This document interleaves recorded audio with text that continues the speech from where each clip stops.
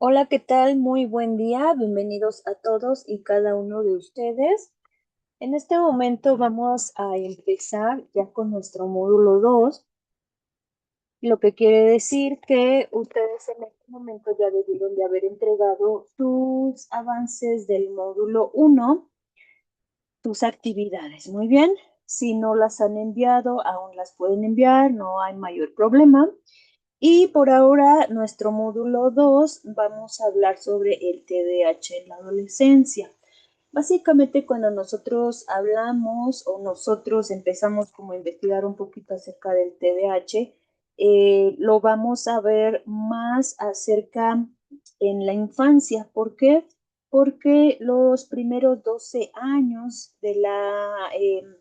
de vida es cuando nosotros nos damos cuenta o cuando algún pequeñito tiene signos más marcados y se puede diagnosticar el TDAH. Sin embargo, el TDAH no se cura totalmente, va a estar presente conforme vamos creciendo, conforme va creciendo la persona, los síntomas van a ir disminuyendo. Y entonces en la adolescencia es por ello que también podemos encontrar adolescentes con TDAH. Muy bien. Entonces, ¿cómo se llama nuestro módulo 2? TDAH en la adolescencia, criterios diagnósticos y manifestaciones clínicas. ¿Cuáles van a ser nuestras manifestaciones clínicas? De eso vamos a estar hablando el día de ahora. Los objetivos de esta unidad es comprender los criterios diagnósticos del TDAH según el DSM-5 e identificar las manifestaciones clínicas específicas. Y nos dice que el TDAH vamos a realizar una evaluación integral. ¿Qué sería una evaluación integral? Pues van a ser los aspectos evolutivos, familiares, académicos y sociales. Evitar errores comunes. No todo adolescente distraído tiene TDAH. Entonces, actualmente decíamos eh, que podemos encontrar muchos diagnósticos de autismo, TDAH, incluso todos que tienen dificultades en la lectoescritura, pues van a tener dislexia, como que los empezamos a generalizar. Entonces aquí nos dicen, no todos los adolescentes distraídos necesariamente deben de tener TDAH. Entonces es un proceso riguroso. ¿Cuál va a ser? Pues entrevistas, tenemos que ocupar de entrevistas, especialmente con los padres y pues, con el adolescente, pero los padres son los que nos van a dar pues estas características importantes en las cuales nosotros vamos a poder y nos van a ayudar a identificar si puede ser o no puede ser TDAH. ¿Mm? Entrevistas, observación y evaluación multidisciplinaria.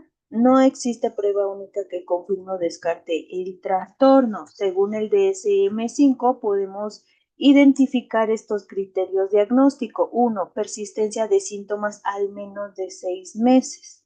Entonces, nuestro adolescente debe de haber cumplido con 6 meses de un comportamiento de los que vamos a nombrar para que nosotros podamos pensar en un posible diagnóstico. Presencia de en dos o más contextos, o sea, no solamente es que en la escuela nada más es así, pero en la casa no. O no, pues en la escuela únicamente se comporta así. No, es lo que nos dice aquí, presencia en dos o más contextos, que quiere decir, pues, en la casa es así, en la escuela también, ¿no? Pero en reuniones sociales o cuando salimos también tiende a comportarse así, ya son 3 espacios, entonces ahí ya va otro signo de alerta.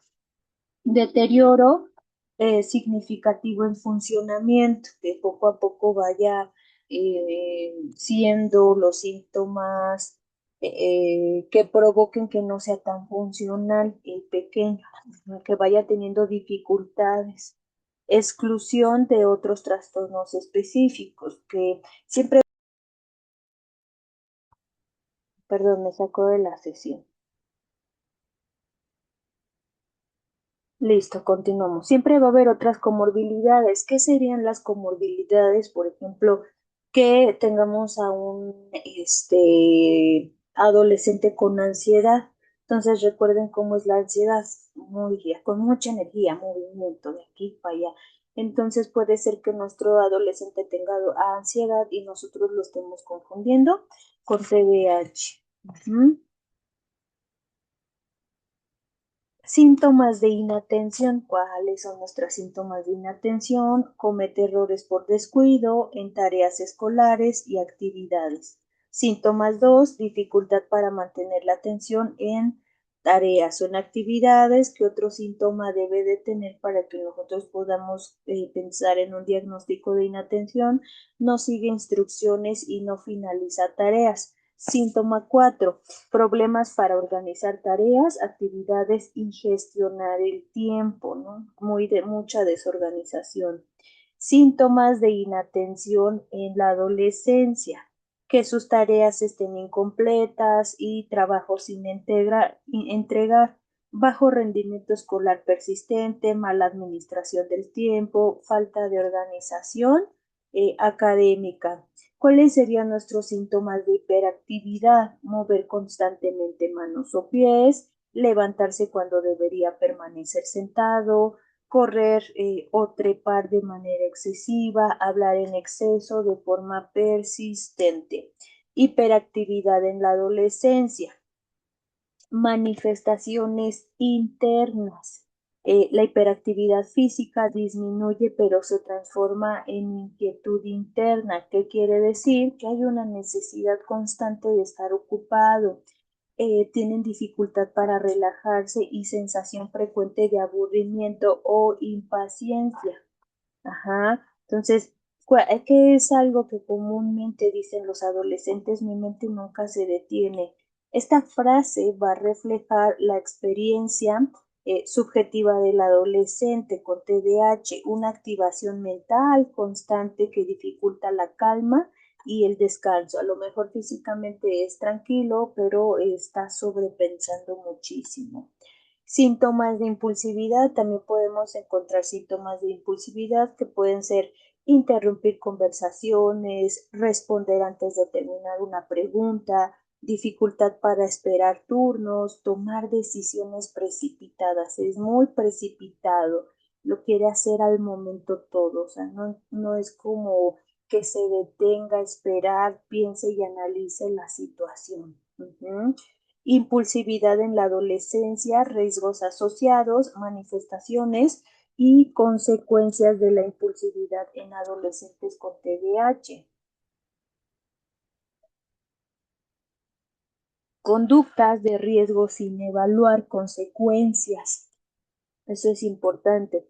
Si de por sí la adolescencia es propiamente este tema, que hay problemas para evaluar consecuencias, entonces el TDAH eh, lo va a exacerbar más esta conducta, que sea más impulsivo.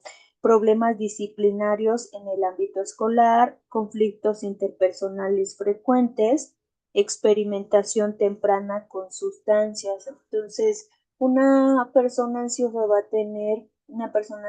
va o tiene como este detalle que es muy recurrente que consuma sustancias porque aparentemente estas sustancias les da tranquilidad y lo mismo pasa con el TDAH.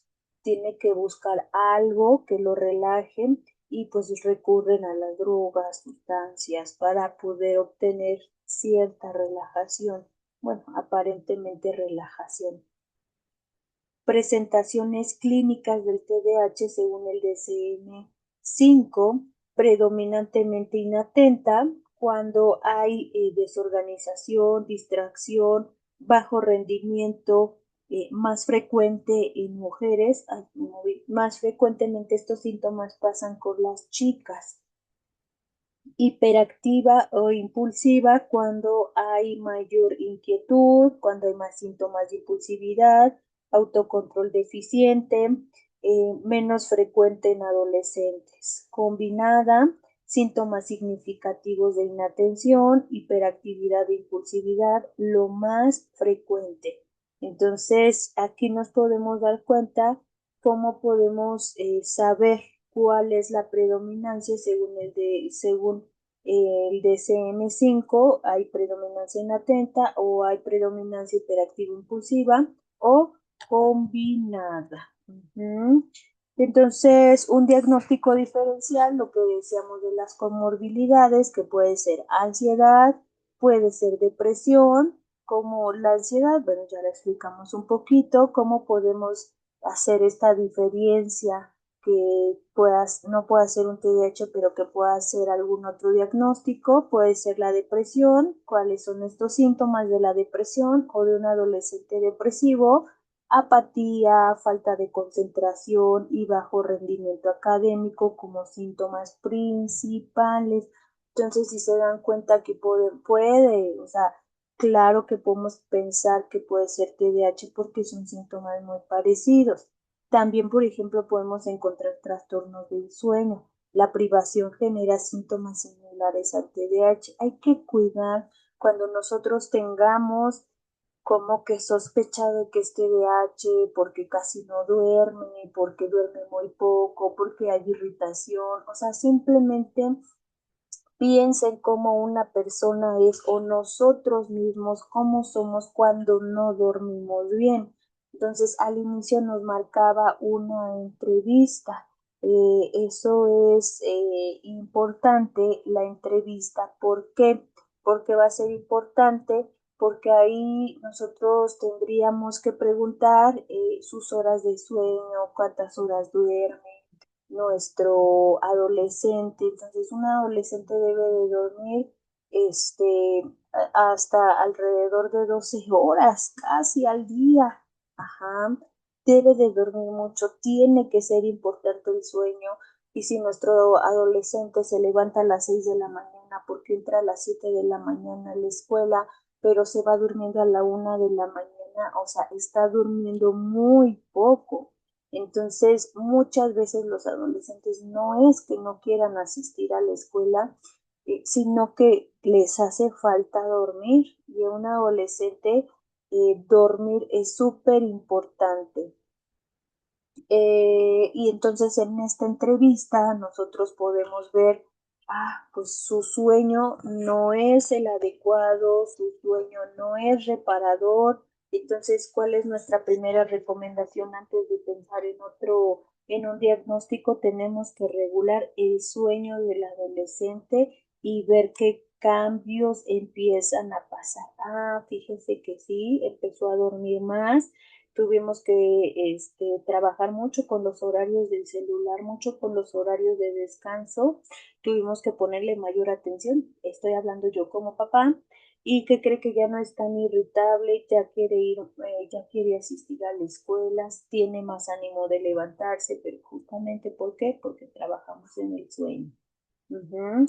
Uso de la tecnología afecta el uso excesivo de la tecnología, que es algo por lo que los adolescentes están pasando actualmente, el uso excesivo, que va a afectar, claro que hay una afectación del uso excesivo, afecta atención y autorregulación, dificultades de aprendizaje como la dislexia, la disgrafía y la discalculia. Vamos a encontrar nuestras comorbilidades. ¿A qué nos referimos con las comorbilidades? Que son trastornos que siempre van acompañados. Esto hay que tener en cuenta cuando se diagnostica un trastorno, normalmente siempre va acompañado de otro, nunca va un trastorno así puramente, siempre va acompañado de otro trastorno. Por ejemplo, aquí el TDAH podemos, tanto como no puede tener TDAH y tener un diagnóstico, como puede tener TDAH, pero acompañado, por ejemplo, de ansiedad, acompañado de depresión, acompañado del trastorno negativista desafiante, trastornos específicos del aprendizaje. Entonces, por eso es bien importante todos estos datos que tienen que ser minuciosos. Y aquí tenemos el caso clínico Carlos, que es la vamos aquí a nombrar. ¿Cuál sería? Descripción del caso. Carlos presenta olvidos frecuentes, pérdida constante de materiales escolares y dificultad significativa para concentrarse en clase. Los antecedentes de estas dificultades se remontan a la educación primaria, o sea que esto no es de ahorita, esto lo estamos teniendo desde la primaria. Carlos presenta olvidos frecuentes, pérdida constante de materiales. Ay, aquí se repite hasta la educación primaria. Lo voy a quitar para que... Ahí está. No nos vayamos a preguntas para discusión. Entonces, esta es nuestra primera actividad. Ya leímos el caso. Entonces, por favor, ahorita para que lo vayamos trabajando, tomen una hoja, un lápiz y vayan contestando. Cuando nosotros terminemos esta actividad, ustedes le toman foto y esa es la actividad que se va a entregar. Muy bien. ¿Qué síntomas de inatención y me saco nuevamente de la... Un segundito.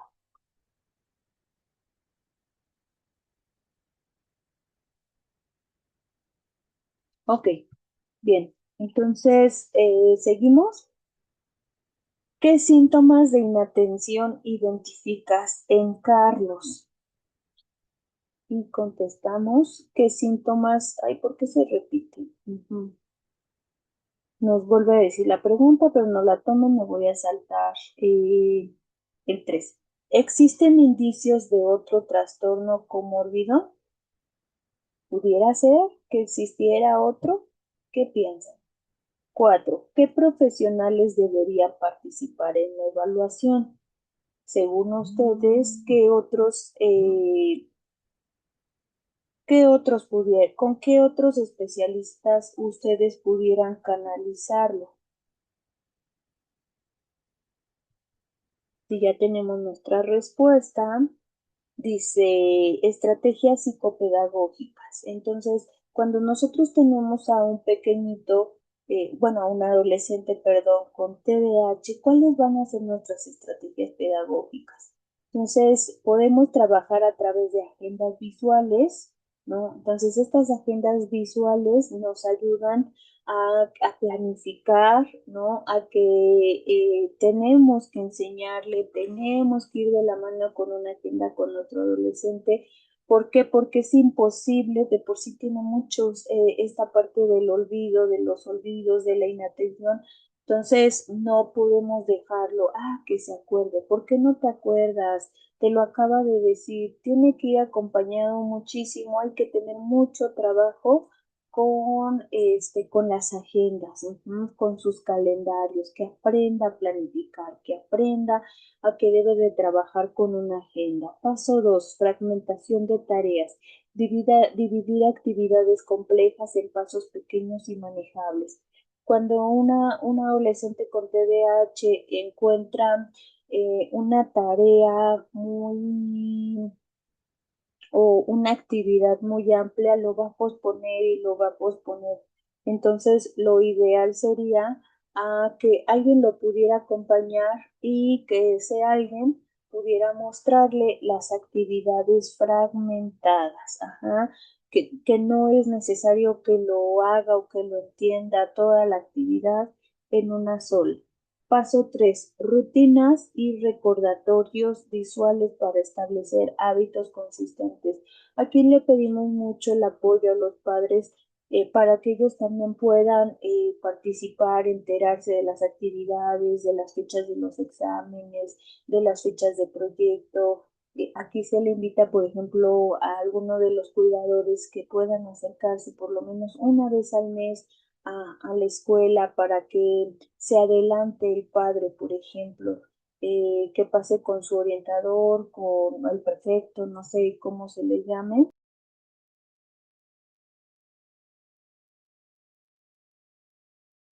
Bien, continuamos.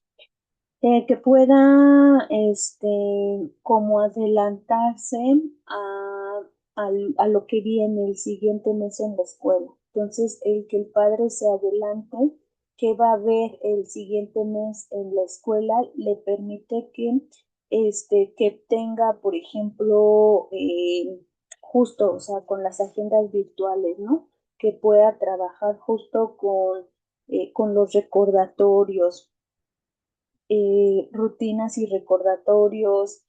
Aquí en la parte de rutinas es importante que cuando tenemos un adolescente con TDAH nos apoyemos con los padres y que puedan establecer una rutina. Tiene que ser consistente la rutina, porque cuando nosotros o al pequeñito todo le cambiamos del diario, son actividades diferentes, se frustra, se cansa, no logra mantener como que algo específico, se le va a dificultar incluso llevar a cabo su día a día porque se necesita de mucha estructuración. Y paso cuatro, técnicas de autorregulación, pausas activas, respiración consciente y autoinstrucciones. Cuando tenemos a un pequeñito o un adolescente con TDAH, tendremos sí que enseñarle, por ejemplo, lo que nos está diciendo aquí, técnicas de autorregulación, pausas activas, lo que quiere decir es que ya cuando es adolescente, pues él tiene que saber que bien tiene pues TDAH y que cuando él se frustre, cuando él ya se cansó, cuando ya no puede, cuando la actividad, hay que hacer estas pausas activas que puede ser cuando está en el salón, ve al baño, lávate las manos, lávate la cara, sal del salón, respira un poquito, toma 5 minutos y te reincorporas. Ajá, entonces para eso es importante que los maestros pues, tengan presente que tiene este, que tiene este diagnóstico, las autoinstrucciones, es decir, a ver si tú te sientes de esta forma, qué es lo que tienes que hacer, a ver, estoy en la escuela, estoy bien, tengo que trabajar, estoy respirando, tengo que relajarme, tengo que apurarle, no pasa nada, solo es una actividad, entonces que él tenga que enseñarle a ser consciente, pues qué es lo que está pasando en ese momento y qué es lo que sigue. Ujú. Y seguimos.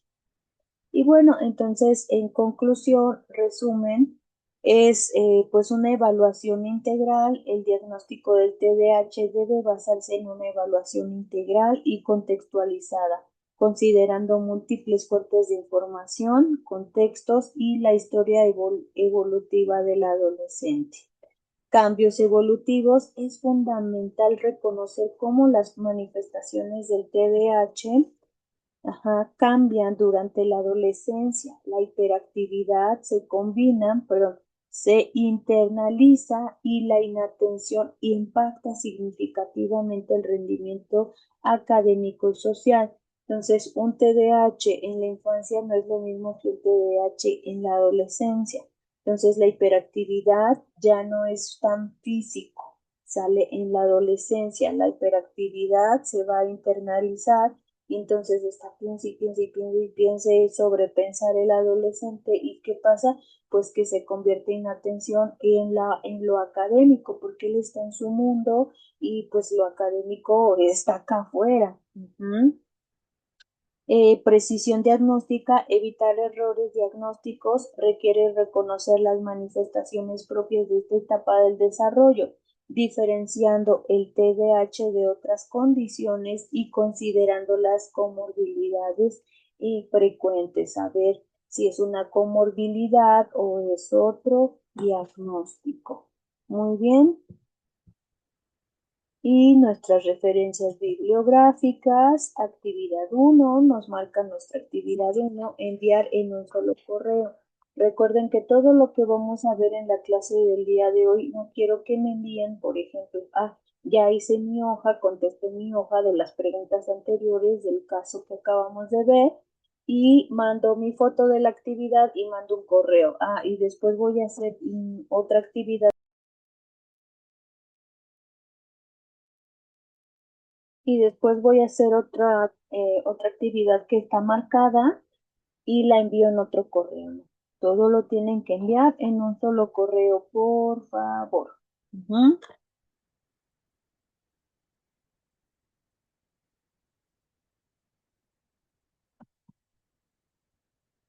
Y bueno, entonces como actividad uno nos marca el caso Carlos. Muy bien. Denme un minutito, voy a cambiar de mis diapositivas.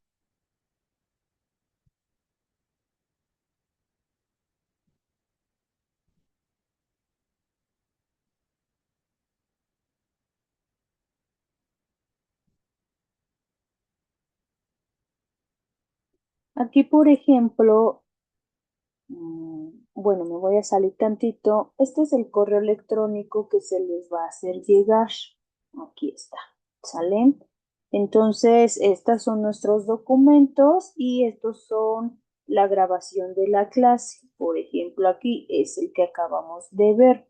TDAH. Ajá. Entonces, recuerden, su tarea es leerlo de forma tranquila, todo tienen que leer para que ustedes puedan reforzar el tema que acabamos de ver. Y aquí nos dice, visualiza el siguiente caso clínico, responde las siguientes preguntas y envíalas al correo electrónico como actividad. Y se marca otra vez. Muy bien, entonces aquí por ejemplo nos viene el caso Carlos. Aquí yo creo que antes voy a checar porque viene en doble, si no lo voy a corregir.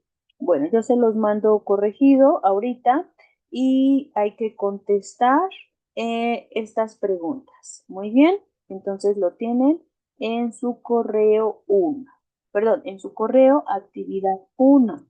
Nuestro siguiente tema que vamos a ver ahorita, nuestras siguientes diapositivas, es desmotivación y falta de interés escolar en la adolescencia, análisis psicopedagógico, factores determinantes y estrategias de intervención.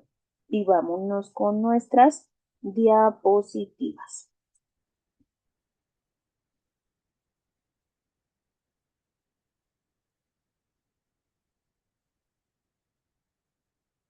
Listo. Entonces, bueno, como ustedes lo vieron, ustedes tienen su archivo, se les va a enviar su segundo archivo y su tarea es leer ese archivo. Entonces, yo lo voy a manejar a través de estas diapositivas, pero ustedes tienen su archivo. En la adolescencia, identificación, factores y estrategias psicopedagógicas. Y viene, la motivación en la adolescencia está profundamente influenciada por cambios biológicos, emocionales, cognitivos y sociales propios de esta etapa del desarrollo. Cuando la motivación escolar disminuye, pueden seguir consecuencias significativas. ¿Qué pasa cuando hay poca motivación? Apatía hacia el aprendizaje, no querer hacerlo, bajo rendimiento académico, va a provocar.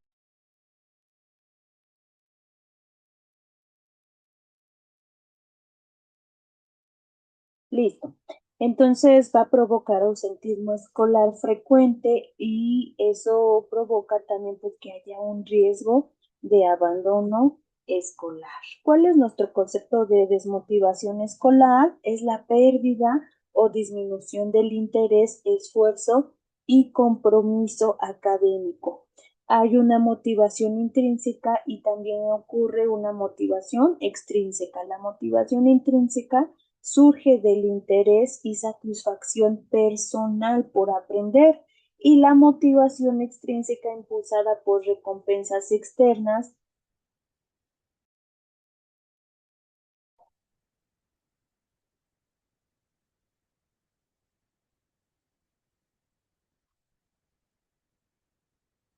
La motivación extrínseca impulsada por recompensas externas como calificaciones o reconocimiento. Cuando ambas disminuyen, aumenta el riesgo de fracaso y abandono escolar.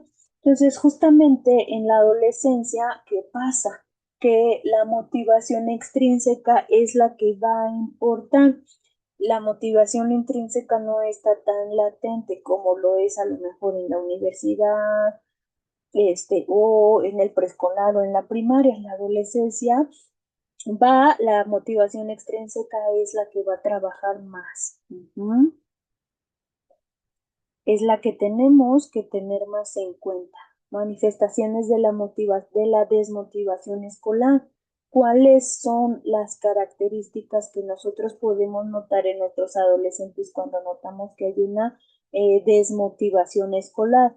Falta de interés en las actividades académicas, bajo rendimiento y calificaciones deficientes, incumplimiento de tareas y trabajos, distracción constante en clase, ausentismo escolar frecuente, escasa participación en el aula, actitudes negativas hacia el aprendizaje y expresiones de aburrimiento y apatía. ¿Cuáles son los factores personales asociados? Por ejemplo, ¿qué lo acompaña, pero de forma personal?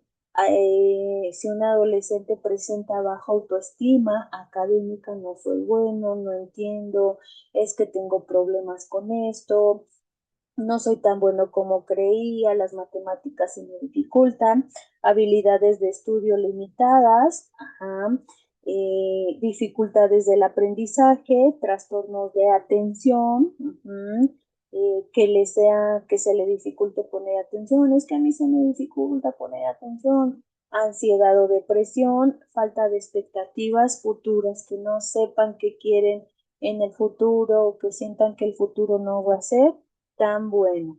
Factores familiares asociados, también la familia influye mucho en que esto esté pasando, haya una desmotivación, pues que el entorno, siempre el entorno familiar, en cualquier etapa de nuestra vida que nos encontremos, va a ser un desencadenante.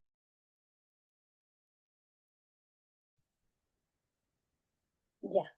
La familia va a ser un desencadenante, no importa en la etapa de la vida en la que nos encontremos, adultez, infancia, adolescencia, siempre la familia va a ser algo así súper importante en la forma en la que nosotros nos desarrollemos en cualquier área de nuestra vida, trabajo, escuela, pareja, etcétera.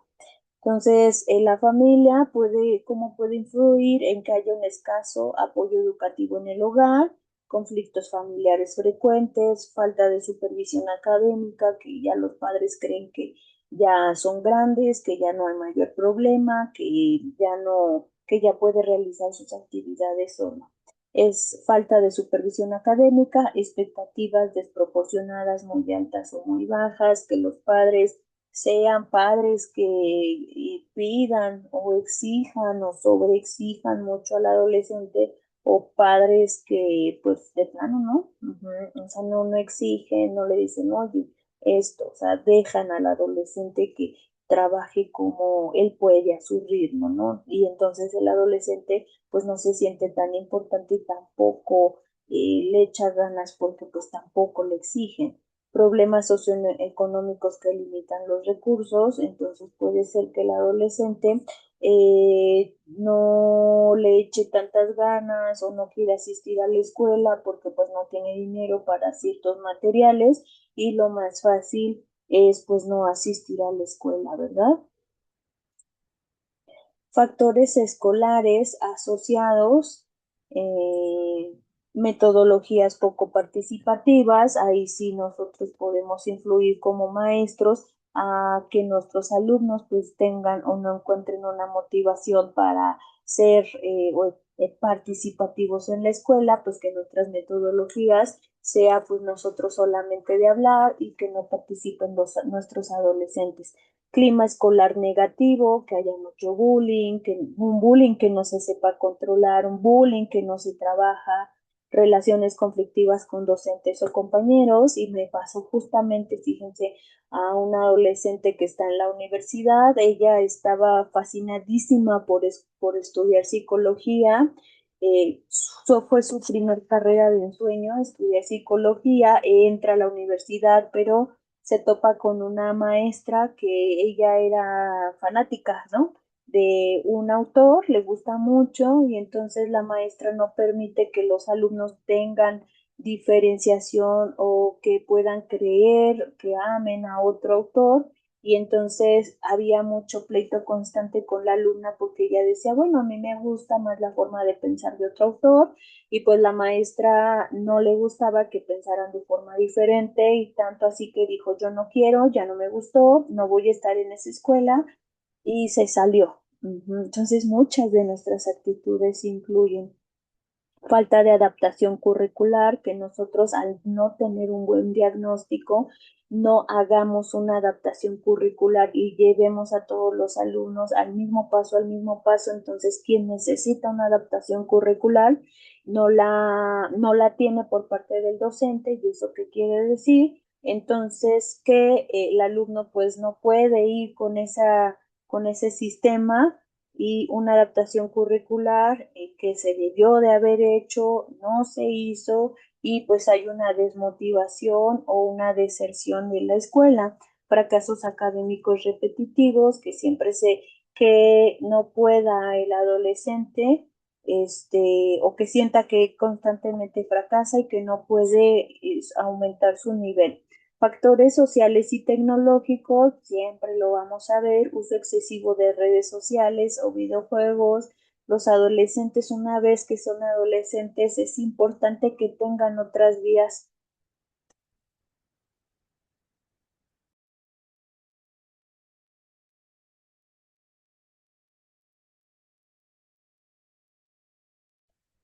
Listo, que tenga otras vías en la que él pueda desarrollarse como son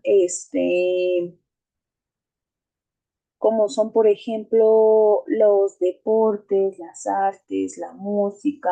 Un adolescente con TDAH sería importante, pues que esté acompañado. Y hay papis que nos dicen, híjole, pues es que desde hace muchos años tiene este diagnóstico y pues ya probamos todos los deportes, ya fue a clases de natación, ya fue a clases de fútbol y ya tuvo muchas clases. Entonces era importante que bajemos el ritmo y que pueda encontrar otro espacio como lo puede ser la música, el dibujo, la pintura, algo que ya no esté tan acompañado, por ejemplo, como de mucha actividad física. Ahora lo que queremos es, por ejemplo, todo lo que tenga que ver con artes y manualidades tiene que ver con la expresión y la canalización de emociones.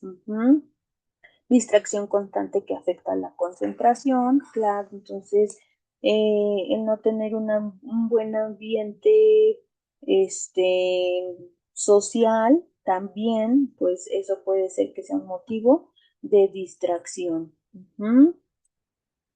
Evaluación psicopedagógica, entonces nuestra evaluación debe de ser integral porque esto permite identificar las causas de desmotivación mediante interés. Entonces, ¿cuál es nuestra evaluación integral? Debe haber una entrevista de intereses, metas, percepción y contexto del estudiante. Observación escolar, participación, interacción y atención en clase. Cuestionarios, motivación, autoeficiencia y niveles de desmotivación. Análisis de rendimiento. Hay que examinar cómo están sus calificaciones, cuál es la materia que no está, se le está dificultando, cuál es la materia en la que mejor vamos. Hay que analizar su asistencia, cómo es su asistencia, si es constante, si hay un patrón. Fíjate que se repite mucho este patrón, normalmente falta una vez al mes, hay que identificar qué pasa en esa vez al mes que está faltando y el cumplimiento de tareas, cómo vamos con nuestro cumplimiento de tareas. Ajá. El aprendizaje por proyectos es aprender haciendo algo real que tiene sentido para el estudiante. Esto puede ser importantísimo cuando nosotros notamos a adolescentes con estas características. Nuestra estrategia de intervención es aprendizaje significativo. Debemos conectar contenidos con experiencias reales del estudiante. Ahorita hay que entender que los adolescentes lo que quieren es hablar, transmitir lo que piensan, lo que sienten, lo que quieren, cómo ven el futuro. Los adolescentes ahorita no tienen la capacidad cognitiva de escuchar. Ya escucharon muchos aprendizajes en la primaria y ahorita los adolescentes lo que quieren es decir lo que piensa, ¿no? En este sobrepensar, fortalecer la autoestima académica, reconocer logros y avances. Hay que identificar bien nosotros como adultos, como cuidadores, como maestros, que claro, nosotros tenemos expectativas, pero no significa que todo lo que es diferente a nosotros está mal. Establecer metas alcanzables, no hay que poner metas tan altas con los adolescentes, porque así como los podemos encontrar en un estado emocional.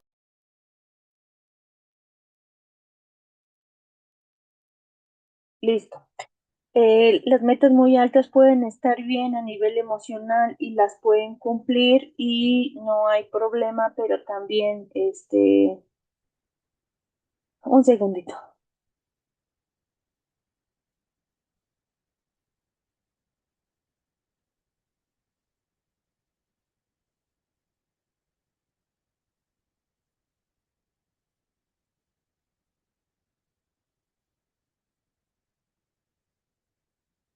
Gracias.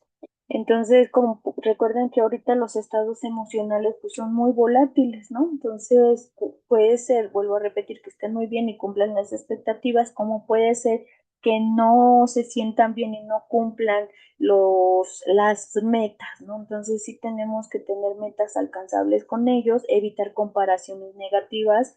Entonces, nosotros en nuestra aula tenemos alumnos muy buenos, alumnos que no son tan buenos, pero eso no quiere decir que tendremos que hacer comparaciones, porque cuando nosotros hacemos comparaciones entre nuestros alumnos, los alumnos que obviamente les decimos que están mal, que no lo hicieron bien, que no son lo suficiente, entonces fuera de ayudar a que ellos alcancen un nivel más alto, lo que estamos haciendo es retrocediendo su nivel. Hemos encontrado adolescentes que les hacemos estos test de coeficiente intelectual y salen muy, muy altos y son altamente inteligentes, pero ¿saben qué pasa? Que si tuvieron una mala experiencia de bullying o se les diagnosticó, por ejemplo, TDAH en la primaria y pasaron ciertas circunstancias y eso hizo que la escuela para ellos la motivación, pues no, pero son bien inteligentes y nosotros rectificamos, ¿no? Con estas comparaciones, o sea, menos van a querer. Ujú. Metodologías activas, aprendizaje por proyectos, no les tengan miedo, por ejemplo, no tengan miedo en seguir estudiando. Yo sé que es muy complicado seguir estudiando, pero ahora me encuentro unas maestrías muy bonitas que tienen que ver con esta parte de a enseñar a aprender con IA, ¿no? O enseñar a través como ya más interactiva la clase. Trabajo cooperativo, gamificación educativa. Entonces el trabajo cooperativo no hay que dejarlo de lado. Yo sé que hablan un poco más los estudiantes o los adolescentes, pero les ayuda muchísimo el trabajar en equipo, no tienen una idea. Recursos tecnológicos motivadores. Ajá, estrategias de intervención parte 2, habilidades socioemocionales, autorregulación emocional. Entonces, si ustedes tienen apoyo psicológico en sus escuelas, por favor pidan que les impartan clases o talleres del manejo de estrés, resolución de conflictos, participación familiar.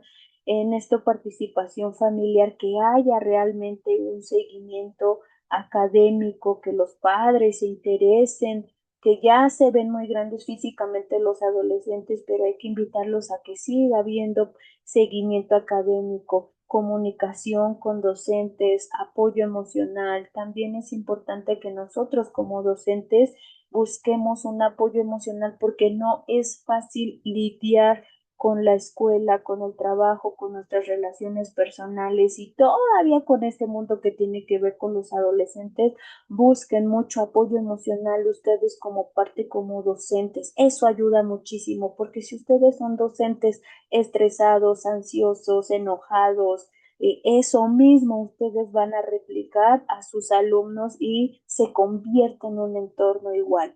Orientación vocacional temprana, aquí voy a hacer una pausa y pedirles, invitarles, y si ustedes quieren seguir viendo y teniendo más información, por ejemplo, ustedes pidan por favor el test psicopedagógico ahí mismo en donde ustedes piden informes en el número 7223990507 y por ejemplo viene un espacio, me parece que vienen dos test de orientación vocacional y es muy bueno. Sale, entonces es muy bueno, muy práctico que ustedes puedan entender. Vienen muchos test, aparte del test de orientación vocacional temprana, vienen varios de TDAH y viene muy completo. El costo para ustedes que están en el diplomado es de 100 pesos. Sentido y propósito del aprendizaje, ¿no? A normalizar que todo lo que estamos aprendiendo es por algo y para algo, mostrar los objetivos. Entonces, el rol de psicopedagogo es cumple funciones clave. Entonces, ¿cuál es nuestro rol psicopedagogo? Es que psicopedagogo que nosotros podamos hacer una detección temprana de señales de desmotivación, evaluación integral, que podamos realizar esta evaluación integral de factores asociados, no solamente el factor escolar, sino que otros factores como el que nombramos, el de la familia, diseño de intervenciones personalizadas que nosotros podamos diseñar, mediación entre familia, escuela, estudiantes y promoción de entornos inclusivos y motivadores. Entonces, en conclusión, la desmotivación escolar es un fenómeno complejo y multifactorial que impacta significativamente el desarrollo académico y personal del adolescente. Para que un adolescente pueda funcionar bien en un espacio escolar, que tiene que pasar, pues que sus esferas estén funcionando. Si una de las esferas no está funcionando bien en el adolescente, puede impactar directamente a su espacio, que es el primero que va a ser el escolar. Pero si, por ejemplo, la esfera de la familia está mal y la esfera de la escuela también está mal, entonces va a recurrir a otras esferas que va a ser la social, ¿no? Y en la social que puede encontrar malos amigos, adicciones, etcétera. Por eso a nosotros como psicopedagogos, esta parte nos compete hacer estos balances. La desmotivación escolar en la adolescencia no siempre es falta de interés, sino muchas veces una desconexión entre el estudiante y sus metas personales y el sistema educativo. Bien, entonces nos marca nuestra actividad 2, que es realizar un mapa mental de esta información. ¿Mm? Y nuevamente, ustedes, por favor, lo que van a hacer es a su mapa mental y lo mandan con el caso 1. Y vamos a compartir nuestra última información, dificultades específicas del aprendizaje. Entonces, en la adolescencia también podemos encontrar dificultades específicas del aprendizaje, que puede ser, una base neurológica. ¿Cuáles son nuestras? Pero creo que son de las matemáticas, perdón. No, creo que no. A ver, ahorita vemos. Ajá. Entonces, sí, ay, perdón, específicas del aprendizaje. Vamos a ver el de las matemáticas y cognición numérica. Entonces, por ejemplo, puede tener una base neurológica neurocognitiva de las dificultades específicas del aprendizaje. Le voy a aumentar un poquito. Las dificultades en las matemáticas, o también llamado discalculia, se asocia principalmente con alteraciones en el sentido numérico, entendiendo como la capacidad de representar, estimar y manipular magnitudes numéricas de forma intuitiva. Entonces, cuando se tiene una dificultad en las matemáticas, esto impacta la adquisición de habilidades aritméticas complejas en el desarrollo escolar. Entonces, no es porque el adolescente no quiera, es porque hay algo neurológicamente que no le permite adquirir esta organización matemática.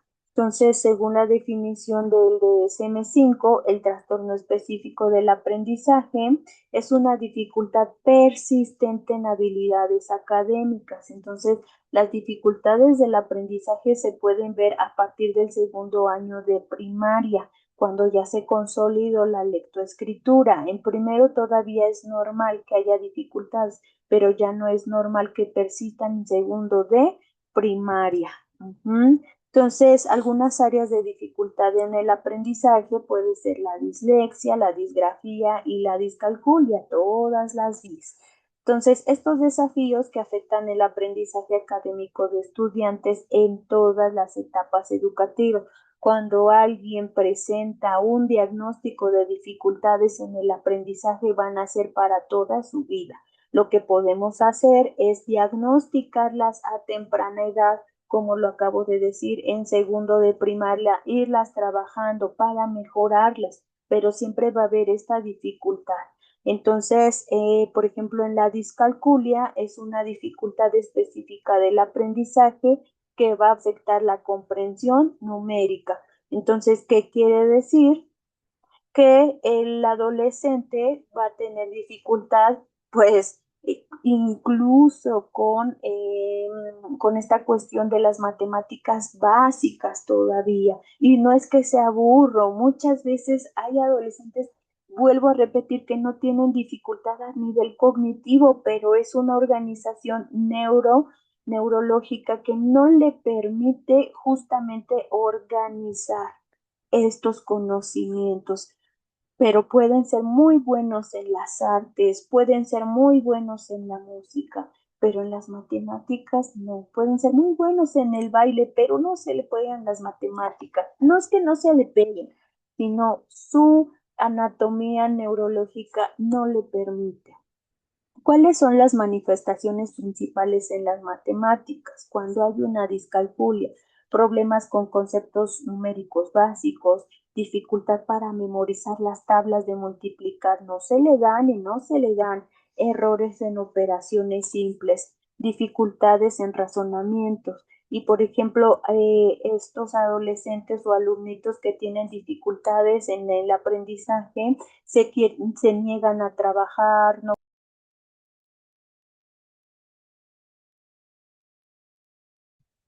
Repito, se niegan a trabajar, no quieren participar, y muchas veces a lo mejor sí entienden lo que se les está diciendo, pero a la hora de plasmarlo se revuelven y no pueden hacerlo.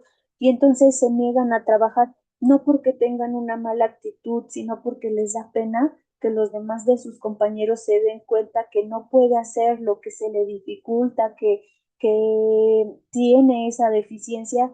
Y también por eso hay mucho ausentismo en la escuela, porque no quieren ir, o sea, no pueden, pero vuelvo a repetir porque es de una forma anatómica. Las dificultades específicas del aprendizaje se evidencian más cuando aumentan las demandas de atracción matemática, generando un impacto negativo en el rendimiento escolar general, lo que acabamos de decir. O sea, no es porque no quieran, es porque les da pena que los demás se den cuenta. Evaluación multidisciplinaria. La evaluación psicopedagógica requiere un proceso integral, siempre va a ser integral. Es que yo soy maestra y yo puedo ayudarle. No, no podemos. O sea, tiene que ser integral. Hay que buscar consulta psicopedagógica o psicología especializada en la educativa. Ajá, hay que ir incluso al neurólogo que nos confirme o nos descarte esta posibilidad. Entonces, una evaluación cognitiva, siempre, por favor, hay que solicitar una evaluación. Se nos fue de coeficiente intelectual. ¿Cómo está nuestro alumno de coeficiente intelectual? Vuelvo a repetir, hay alumnos bien inteligentes y no necesariamente debe de haber o estar acompañado de que haya, que tenga dificultades en la inteligencia. Evaluación cognitiva, atención y concentración, razonamiento lógico. Hay que pedir que se le haga una evaluación en psicopedagogía. hay que hacer una observación en el aula y nuestras estrategias pues tienen que ser material concreto como regletas, ábacos. Cuando a un adolescente o pequeño tiene discalculia, sea, no podemos trabajar solo con lápiz y papel. Tiene un adolescente con discalculia, tenemos que utilizar cosas físicas, como nos dice aquí el abaco. No puede funcionar de otra forma. Y en nuestra siguiente clase, por favor, vamos a ver uno de cada, vamos a ver, por ejemplo, un test para esta parte del diagnóstico del TDAH y vamos a ver la de discalculia también, cuáles son nuestras estrategias y un cuadernillo para trabajar la discalculia. Muy bien, intervenciones en lectura, por en el caso de la dislexia. Ajá, cómo podemos trabajar, lectura compartida y guiada, textos adaptados al nivel, trabajo fonológico sistemático, subrayado de ideas principales, estrategias que le enseñen estrategias de lectura. Muy bien,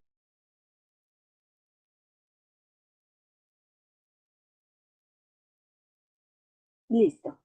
Entonces, en conclusión, ¿cuál es la importancia de de la psicopedagogía? Es las dificultades específicas del aprendizaje. No son falta de capacidad intelectual, sino diferencias en el proceso cognitivo sin detección adecuada pueden causar fracaso escolar, desmotivación, baja autoestima y abandono escolar.